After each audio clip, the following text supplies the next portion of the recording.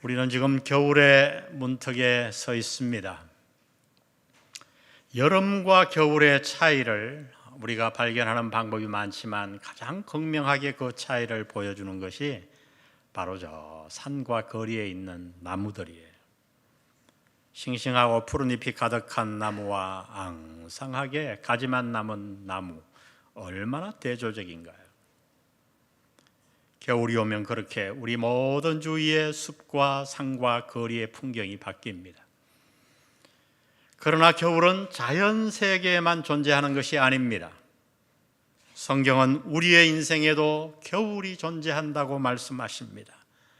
질병과 사고와 파상과 사별과 몸의 노화, 그것들이 바로 우리 인생의 겨울의 모습입니다. 자연 세계가 겨울을 피할 수 없듯이 우리 인생도 겨울을 피할 수 없습니다. 모든 인생에는 겨울이 찾아오게 되어 있어요.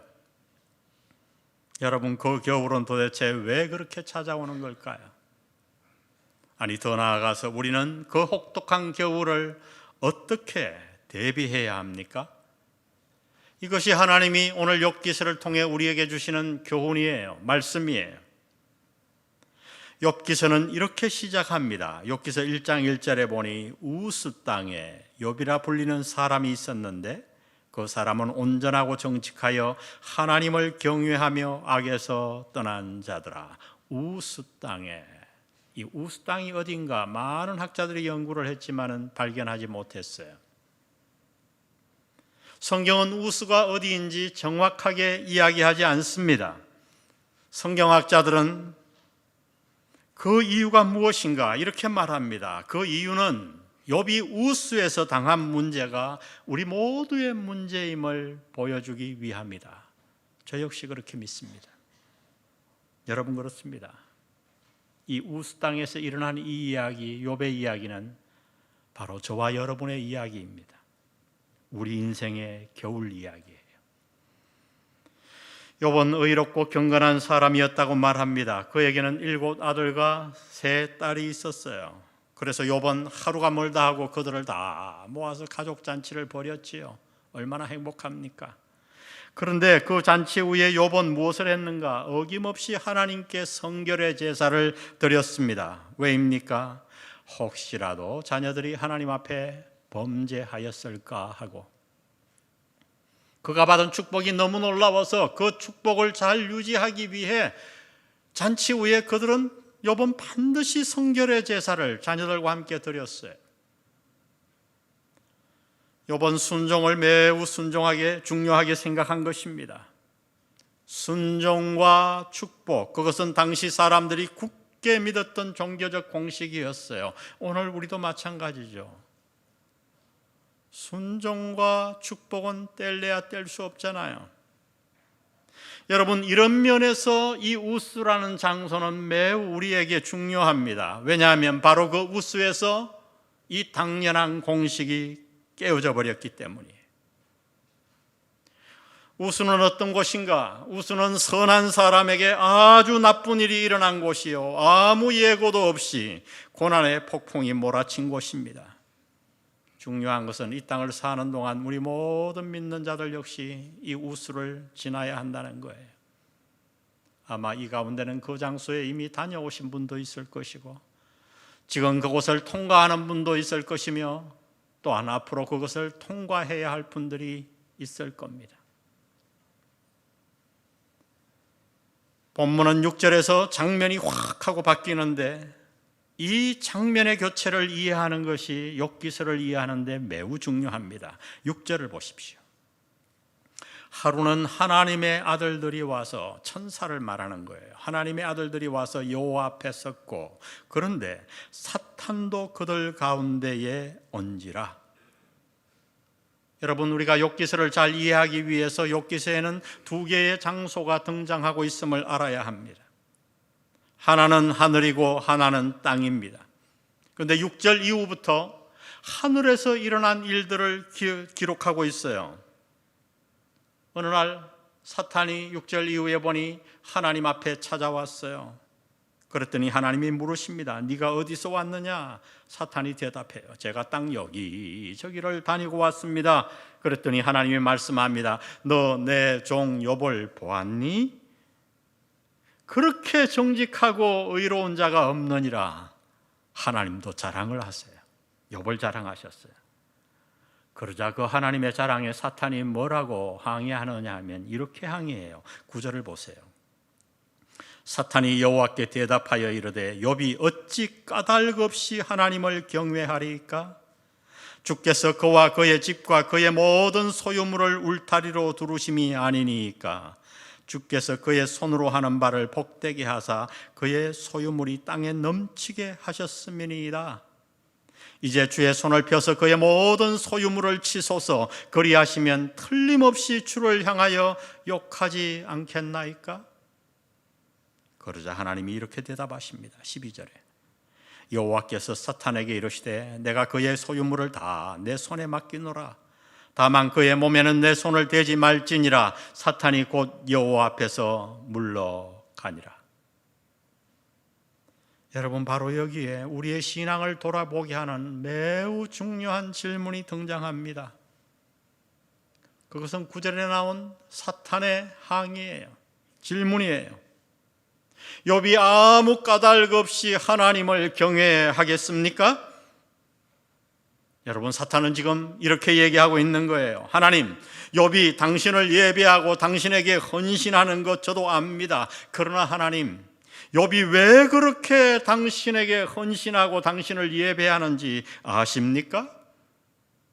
그것은 다 자신의 유익을 위한 겁니다.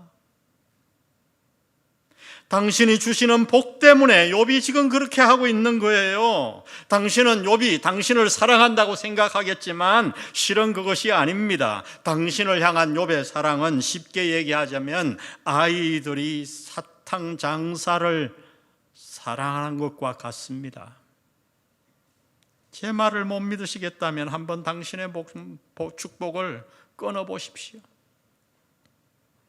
아마 욥은 당장 당신에 대한 헌신과 예배를 중단할 것입니다.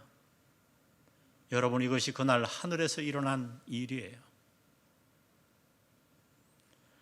아니, 이것이 바로 오늘 감사절을 맞은 우리가 대답해야 할 질문입니다. 믿음의 질문입니다. 과연 이 감사절에 나는 무엇을 감사하고 있는가? 감사절을 앞에 두고 저는 감사 제목을 적어보았어요. 놀랍게도 그 감사 제목은 끝이 없이 나오는 것 같았어요. 한 페이지를 다 채우고 그 다음 페이지로 넘어갔어요. 수많은 감사 제목들이 떠올랐습니다. 개인적으로, 교회적으로. 그래서 그것을 붙들고 감사 기도를 하는데 하나님이 제 마음에 말씀하셨어요. 그래, 넌 내가 너에게 준 것들을 감사하는구나. 참 잘했다.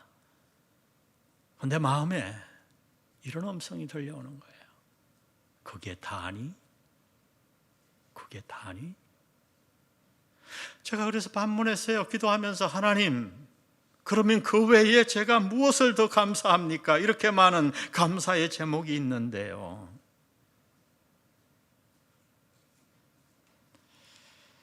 저는 그날 바로 욥기서에서 하늘에서 일어났던 그 질문이 바로 나를 향한 질문임을 깨달았어요. 얼마나 오랫동안 깊이 기도했는지 몰라요. 오늘 여러분 추수감사절을 맞아 예배드리며 여러분도 한번 대답해 보십시오.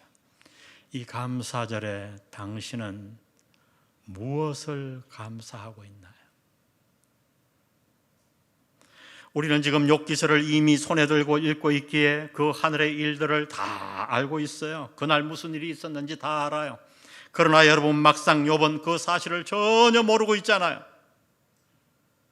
그는 지금 땅에서 일어난 일만 보고 있어요. 그에게 닥친 겨울만 보고 있어요. 그 겨울은 너무 그에게 혹독했습니다.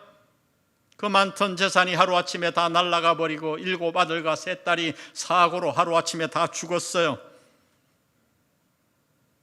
욥은 그 엄청난 고난 속에서도 이렇게 반응을 했습니다. 욥기 1장 21절 이르되 내가 모태에서 알몸으로 나와 싸운즉 또한 알몸이 거리로 돌아가올지라 주시니도 여호와시요 거두시니도 여호와시오니 여호와의 이름이 찬송을 받으실지니이다 하고, 2장에 보면 다시 하늘의 장면이 나옵니다. 하나님이 욥의 고백을 듣고 욥을 칭찬하시자 사탄이 승복하지 않고 다시 도전을 해요. 이제 그의 육체를 쳐보라고, 그러면 욥이 당신을 떠날 것이라고 말합니다. 하나님이 허락하시자 욥은 발바닥에서부터 정수리까지 온 악창이 나서 얼마나 괴로웠던지 기와장으로 자기 피부를 긁어도 피가 나도 멈추지 않았어요. 그것을 보고 그의 아내가 이렇게 말합니다. 차라리 하나님을 저주하고 죽어라. 그때 욥이 아내에게 이렇게 대답합니다. 욥기 2장 10절 그가 이르되 그대의 말이 한 어리석은 여자의 말 같도다. 우리가 하나님께 복을 받았은즉 화도 받지 아니하겠느냐 하고 이 모든 일에 욥이 입술로 범죄하지 아니하니라. 여러분, 놀라운 신앙이에요. 그 일이 있고 나서 그런데 욥의 새 친구가 찾아왔는데 욥은 드디어 그들 앞에서 무너져 내리기 시작합니다. 그리고 친구들에게 괴로운 심정을 토로해요. 그는 그 친구들 앞에서 자신의 태어남 생일날을 저주합니다. 3장 11절 보세요. 어찌하여 내가 태에서 죽어나오지 아니하였었던가. 어찌하여 내 어머니가 해산할 때에 내가 숨기지 아니하였던가. 그 얘기를 듣고 친구들은 그를 책망하기 시작합니다. 어떻게 네가 하나님 앞에서 그렇게 얘기할 수 있느냐. 그리고 나서 그동안 참았던 자신들의 마음 밑바닥에 있던 얘기를 욥에게 막 쏟아놔요. 네가 고난당하는 것은 안타깝지만은 그 고난이 우연히 왔겠느냐? 아무래도 너에게 뭔가 문제가 있지 않았겠느냐? 네가 죄를 짓지 않았다면 어떻게 그런 큰 고난이 올 수 있겠느냐? 그러므로 회개하거라. 욥이 말합니다. 그래, 내가 너희들 말처럼 비록 완벽하지는 않았어. 그래도 너희는 내가 지금까지 하나님께 받은 복을 알잖아. 그 많은 복에서 이렇게 큰 고난에 이르기까지 내가 비록 부족하지만은 그런 죄를 짓지는 않았어. 너희들도 알잖아. 그러자 친구들이 대답합니다. 네가 말하는 것을 보니까 고난당하게 생겼다. 어떻게 네가 하나님 앞에서 잘못이 없다고 하느냐? 네게 잘못이 없으면 어떻게 그 고난이 너에게 찾아왔겠어? 여러분, 이것이 3장에서부터 근 40장에 이르는 욥기의 내용이에요. 욥은 친구들의 정죄 앞에서 너무나 답답하여 가슴을 칩니다. 그날 욥을 정말 괴롭게 한 것은 고난에 보다 왜라는 질문이었어요. 왜? 하나님, 왜 내게 이런 고난이 찾아온 것입니까? 왜? 하나님 말씀해 주세요. 하나님께 나아가 그는 부르짖습니다. 욥기 23장 3절 보세요. 그분이 계신 곳을 알 수만 있다면, 그분의 보좌까지 내가 이를 수만 있다면, 그분 앞에서 내 사정을 아뢰련만, 내가 정당함을 입이 닳도록 변론하련만, 그러면 그분은 무슨 말로 내게 대답하실까? 내게 어떻게 대답하실까? 그는 하나님을 만나 묻고 싶어 합니다. 아니, 사실로 말하면 한번 따져보려고 합니다. 하나님, 도대체 왜 제가 이런 고난을 당해야 하나요? 제가 무슨 잘못을 저질렀다고 하나님 저를 이렇게 대하십니까? 그는 지금 하늘의 일을 모르잖아요. 여러분, 그래요. 누구라서 그 참혹한 고난 속에서 이렇게 마음으로 항변하지 않을 자가 있겠어요? 비록 말로 뱉지는 않아도 우리 모두 그렇습니다. 그런데 욥이 이렇게 알고 싶어하고 이렇게 기도로 하나님 앞에 부르짖었는데도 하나님은 침묵하세요. 그의 몸부림과 항변에 일절 대응하지 않으세요. 그 하나님의 침묵이 욥을 더욱 괴롭게 만듭니다. 그리고 그렇게 오랜 세월이 지나 욥이 고난 속에서 마음에 이는 하나님에 대한 의문 속에서 괴로워하고 있던 어느 날 하나님은 불쑥 그에게 나타나셔서 이렇게 말씀합니다. 하나님의 말씀이 궁금하지 않을까요? 38장 1절입니다. 그때에 주께서 욥에게 폭풍이 몰아치는 가운데서 대답하셨다. 내가 누구이기에 무지하고 헛된 말로 내 지혜를 의심하느냐? 이제 허리를 동이고 대장부답게 일어서서 묻는 말에 대답해 보아라. 내가 땅에 기초를 놓을 때에 내가 거기에 있기라도 하였느냐? 내가 그처럼 많이 알면 내 물음에 대답해 보아라. 누가 이 땅을 설계하였는지 너는 아느냐? 누가 그 위에 청량줄을 띄웠는지 너는 아느냐? 무엇이 땅을 버티는 기둥을 잡고 있느냐? 누가 땅에 주춧돌을 놓았느냐? 하나님은 그날 폭풍 가운데서 욥에게 나타나셔서 말씀하셨어요. 그 장면을 한번 상상해 보세요. 온갖 것들이 날아가는 엄청난 폭풍 가운데서 말씀하시는 하나님.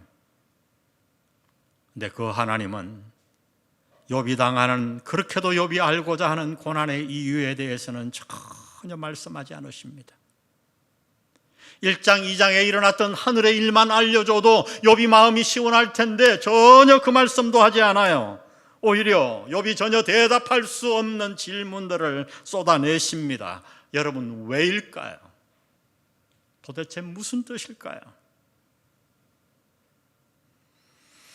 하나님은 지금 욥에게 한 가지 진리를 깨닫게 하시고 있는 거예요. 그것은 바로 욥이 누구인가 하는 거예요. 인간이 누구인가? 우리는 누구인가? 하나님은 질문을 통해 말씀하는 거예요. 욥, 너는 유한한 존재라는 거지요.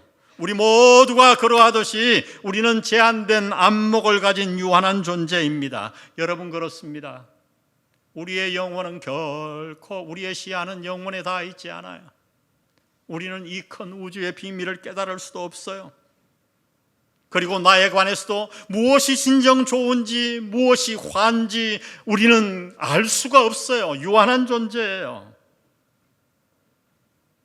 하나님은 지금 질문을 통해 우리에 대해서 가르쳐 주십니다. 그러나 하나님은 거기에 그치지 않고 또 하나의 중요한 진리를 가르쳐 주셨습니다. 그것은 무엇인가? 하나님이 누구신가 하는 것입니다. 지금 하나님은 수많은 질문들을 통해 자신에 대해 가르치시고 자신의 성품에 대해 욥에게 말씀하고 있는 거예요. 여러분, 이것이 욥기의 메시지의 핵심이에요. 하나님은 어떤 분이신가? 하나님은 많은 질문들을 통해 오늘 우리에게 자신을 계시하여 주십니다. 38장 25절에 보세요. 누가 홍수를 위하여 물길을 터주었으며 쏟아진 우레와 번갯길을 내어주었느냐? 누가 사람 없는 땅에 사람 없는 광야에 비를 내리며 황무하고 황폐한 토지를 흡족하게 하여 연한 풀이 돋아나게 하였느냐? 우리가 아는 대로 이스라엘은 물이 매우 귀한 땅이잖아요. 비 한 방울도 낭비할 수가 없어요. 그런데 하나님은 어떤 분이신가 말씀하십니다. 그 물이 귀한 척박한 땅을 젖과 꿀이 흐르는 땅으로 바꾸시는 분. 심지어 사람이 살지 않는 광야에도 비를 내려주시는 은혜의 하나님. 한마디로 하나님은 누구신가? 하나님은 너무나 좋으신 분이라고 말합니다. 우리를 은혜로 대하시는 분이시요, 자비로우신 분이시요, 우리에게 가장 좋은 것을 주시는 분이십니다. 하나님은 자연을 통해 이 사실을 우리가 깨닫기를 원하셨어요. 그래서 자연의 얘기를 하십니다. 타조는 가만히 보면 어리석어 보이지만 빨리 달릴 수 있는 힘이 있지요. 하마는 미련해 보이지만 모두가 두려워하는 힘과 덩치가 있어요. 한마디로 하나님은 이 모든 것들을 사랑하셔서 자신을 지킬 만한 힘과 능력을 베푸셨다는 거예요. 욥은 그날 하나님의 자신을 향한 수많은 질문들을 통해 비로소 그렇게 오래 믿었는데 비로소 하나님이 누구신지를 진정으로 발견하게 됩니다. 그리고 이렇게 고백합니다. 오늘 읽었던 본문이에요. 우리 다시 한번 다 같이 읽습니다. 시작. 내가 주께 대하여 귀로 듣기만 하였사오나 이제는 눈으로 주를 배움나이다. 아멘.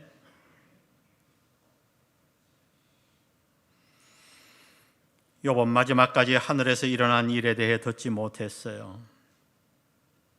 자신이 왜 고난당하는지 이유에 대해서도 듣지 못했어요. 그러나 오늘 욥기서를 보면 욥은 그런 것들을 더 이상 들을 필요가 없었습니다. 왜냐하면 욥은 그것들보다 더 좋은 것을 손에 잡았기 때문이에요. 여러분, 그것이 무엇입니까?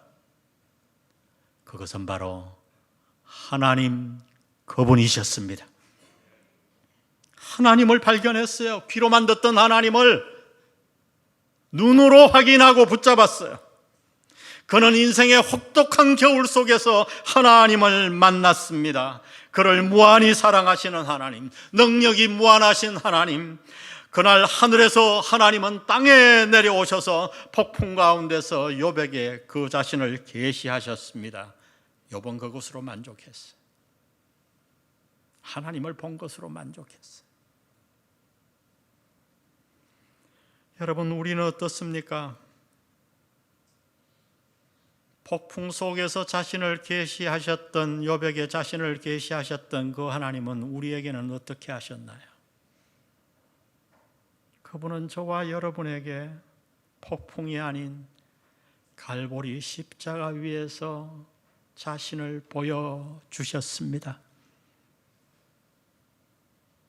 십자가는 무엇인지 아세요, 여러분? 십자가는 하나님의 당신을 향한 사랑의 고백이에요.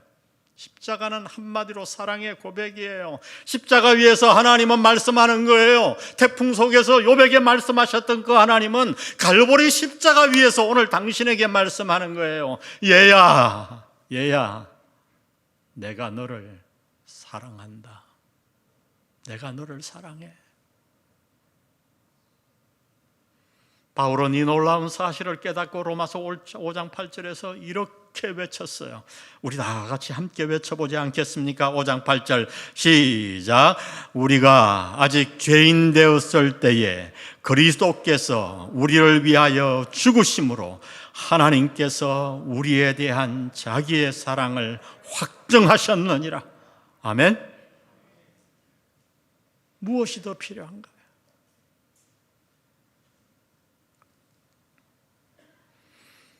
욥의 말년을 성경은 이렇게 기록해 놓았어요. 욥기 42장 12절. 여호와께서 욥의 말년에 욥에게 처음보다 더 복을 주시니.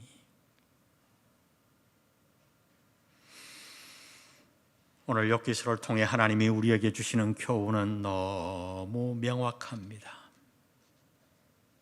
이 코로나의 어려움 속에서도 과연 우리는 감사할 수 있을까? 인생의 혹독한 겨울 속에서도 우리는 감사할 수 있는가? 내 인생의 모든 잎이 다 떨어져 나가 친구도 이웃도 다 떠나가고 앙상하게 늙은 몸만 남은 이 몸 안에서도 과연 나는 감사할 수 있을까? 여러분, 그 대답은 예입니다. 아멘? 왜요? 왜냐하면 우리는 그분이 주시는 것들이 아니라 나를 너무나도 십자가 위에서 보여주신 고백대로 나를 사랑하시는 그분을 우리는 감사하기 때문입니다. 그분을 감사하기 때문에. 나의 모든 인생의 겨울을 다 합하여 선을 이루시며 오늘 우리에게 지금 나는 이해하지 못하고 유한한 내가 볼 수 없지만은 나를 가장 좋은 길로 인도하시고 앞으로도 나와 내 가정과 내 자녀를 인도하실 그 하나님 때문에 우리는 어떤 인생의 겨울 속에서 감사할 수 있을 줄 믿습니다. 여러분, 이 감사절에 우리 공동체, 여러분의 가정 모두가 이 감사를 하나님 앞에 드리면 좋겠어요. 하나님이 주신 것들도 감사하지만 그것을 넘어서서 나를 사랑하시고 죽기까지 독생자를 보내서 이처럼 나와 여러분을 사랑하신 그 하나님으로 인해 이 추수감사절에 우리 교회 공동체와 여러분과 여러분의 가정에 감사의 마음이 넘치기를 주의 이름으로 축복합니다. 축복합니다. 우리 오늘 이 말씀 생각하며 우리의 짧은 찬양이지만 고백으로 주님 앞에 드리십시다. 좋으신 하나님, 좋으신 하나님, 우리의 믿음의 고백으로 올려드립니다.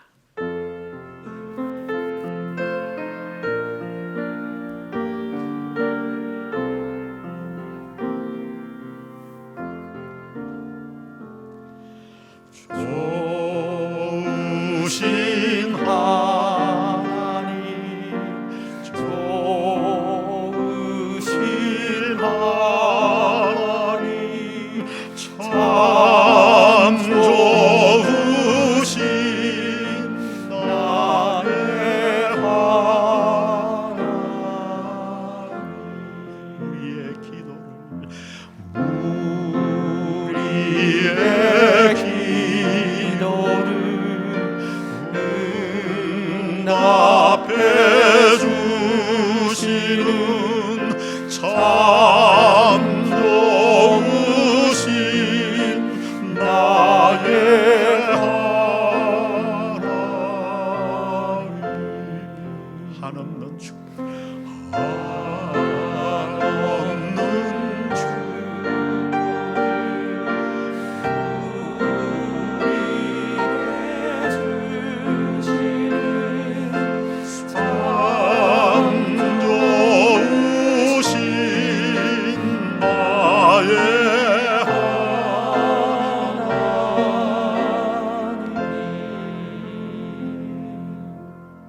잠시 기도하고 돌아갑니다.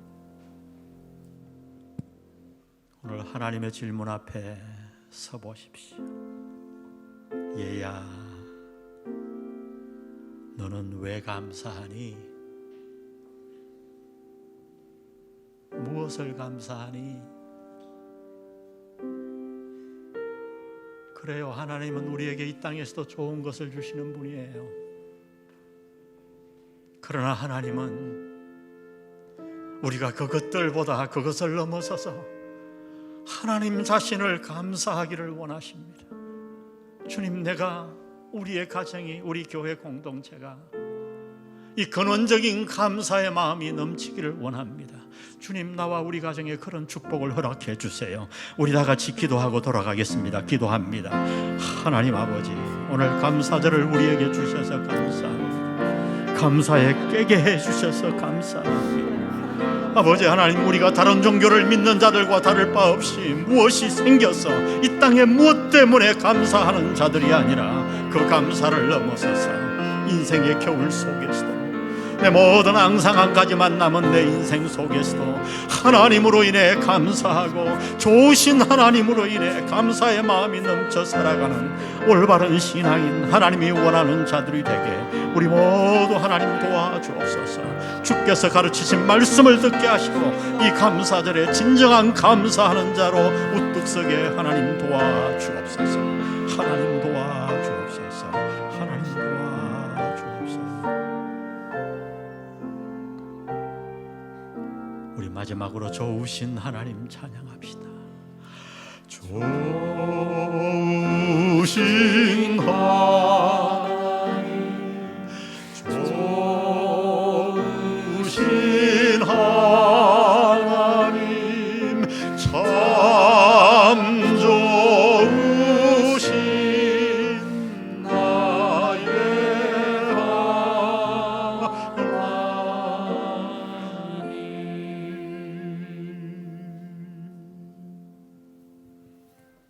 성부, 성자, 성령의 은혜가 오늘 감사절을 맞아 무엇을 감사해야 하는가를 가르침 받은 이후 감사에 깨어 남은 인생 동안 하나님을 감사하고 하나님으로 인해 기뻐하며 하나님으로 인해 찬양하며 살기로 결단하는 영한 성도들 머리 위에 지금부터 영원히 함께 하시기를 예수님의 이름으로 축원합니다. 아멘.